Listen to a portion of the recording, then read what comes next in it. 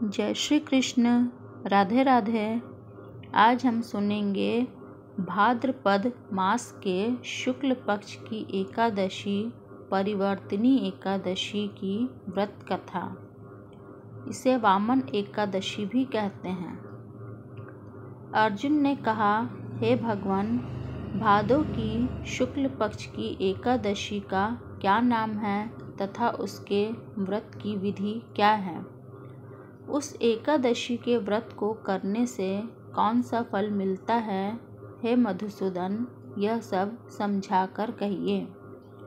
भगवान श्री कृष्ण बोले, हे अर्जुन, भादो मास के शुक्ल पक्ष की एकादशी को जयंती एकादशी भी कहते हैं। इस एकादशी की कथा के सुनने मात्र से ही समस्त पापों का नाश हो जाता है और प्राणी स्वर्ग का अधिकारी हो जाता है। इस जयंती एकादशी की कथा से नीच पापियों का भी उद्धार हो जाता है। यदि कोई धर्मपरायण मनुष्य एकादशी के दिन मेरी पूजा करता है तो मैं उसको संसार की पूजा का फल देता हूँ। जो मनुष्य मेरी पूजा करता है उसे मेरे लोक की प्राप्ति होती है। इसमें किंचित मात्र भी संदेह नहीं है। जो मनुष्य इस एकादशी के दिन श्री वामन भगवान की पूजा करता है वह तीनों देवता अर्थात ब्रह्मा, विष्णु, महेश की पूजा करता है। हे अर्जुन, जो मनुष्य इस एकादशी का व्रत करते हैं उन्हें इस संसार में कुछ भी करना शेष नहीं रहता है। इस एकादशी के दिन श्री विष्णु भगवान करवट बदलते हैं, इसीलिए इसे परिवर्तिनी एकादशी भी कहते हैं। इस पर आश्चर्यचकित होकर अर्जुन बोले, हे कृष्ण जी, आपके वचनों को सुनकर मैं भ्रम में पड़ गया हूँ कि आप किस प्रकार सोते हैं तथा करवट बदलते हैं। आपने बलि को क्यों बांधा और वामन रूप धारण करके क्या लीलाएं की? चातुर्मासी व्रत की विधि क्या है तथा आपके शयन करने पर मनुष्य का क्या कर्तव्य है? सो सब विस्तार पूर्वक कहिए।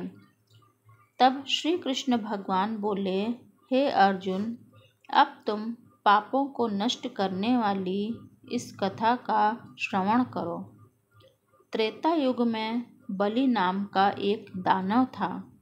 वह अत्यंत भक्त, दानी, सत्यवादी तथा ब्राह्मणों की सेवा करने वाला था। वह सदैव यज्ञ, तप आदि किया करता था। अपनी इसी भक्ति के प्रभाव से वह स्वर्ग में इंद्र के स्थान पर राज्य करने लगा। इंद्र तथा अन्य देवता इस बात को सहन ना कर सके और भगवान के पास जाकर प्रार्थना करने लगे। अंत में मैंने वामन रूप धारण किया और तेजस्वी ब्राह्मण बालक रूप में राजा बलि को जीता। इस पर अर्जुन बोले, हे जनार्दन, आपने वामन रूप धारण करके उस बलि को किस प्रकार जीता? यह सब विस्तार पूर्वक समझाइए। तब श्री कृष्ण भगवान बोले, मैंने वामन रूप धारण करके राजा बलि से याचना की कि हे राजन, तुम मुझे 3 पैर भूमि दे दो। इससे तुम्हें 3 लोक के दान का फल प्राप्त होगा। राजा बलि ने इस छोटी सी याचना को स्वीकार कर लिया और भूमि देने को तैयार हो गया। जब उसने मुझे वचन दे दिया तब मैंने अपने आकार को बढ़ाया और भूलोक में पैर, भुवन लोक में जंघा, स्वर्गलोक में कमर, मर्त्यलोक में पेट, जनलोक में हृदय, तपलोक में कंठ और सत्यलोक में मुख रखकर अपने सिर को ऊंचा उठा लिया। उस समय सूर्य, नक्षत्र, इंद्र, तथा अन्य देवता मेरी स्तुति करने लगे। उस समय मैंने राजा बलि से पूछा कि हे राजन, अब मैं अपना तीसरा पैर कहाँ रखूं?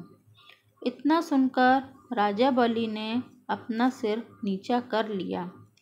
तब मैंने अपना तीसरा पग उसके सिर पर रख दिया और इस प्रकार देवताओं के हित के लिए मैंने अपने उस असुर भक्त को पाताल लोक में पहुंचा दिया।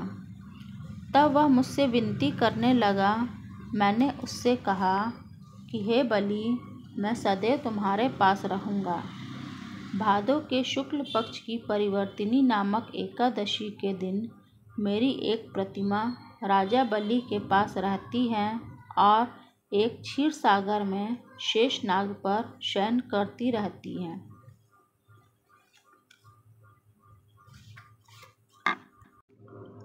इस एकादशी को विष्णु भगवान सोते हुए करवट बदलते हैं।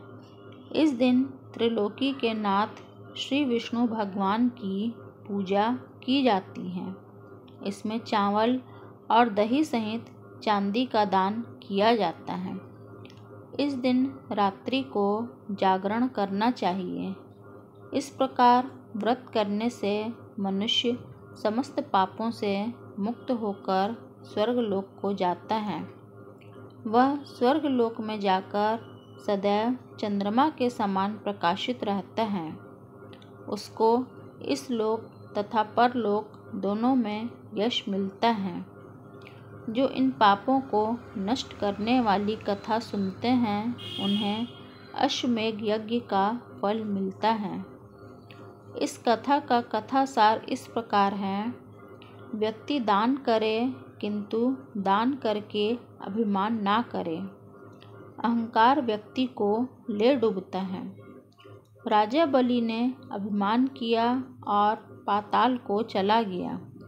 इससे यह भी ज्ञात होता है कि अति हर कार्य की बुरी होती है। जय श्री कृष्ण। राधे राधे। आपको मेरा चैनल अच्छा लगे तो इसे लाइक करिए, सब्सक्राइब करिए और शेयर करिए।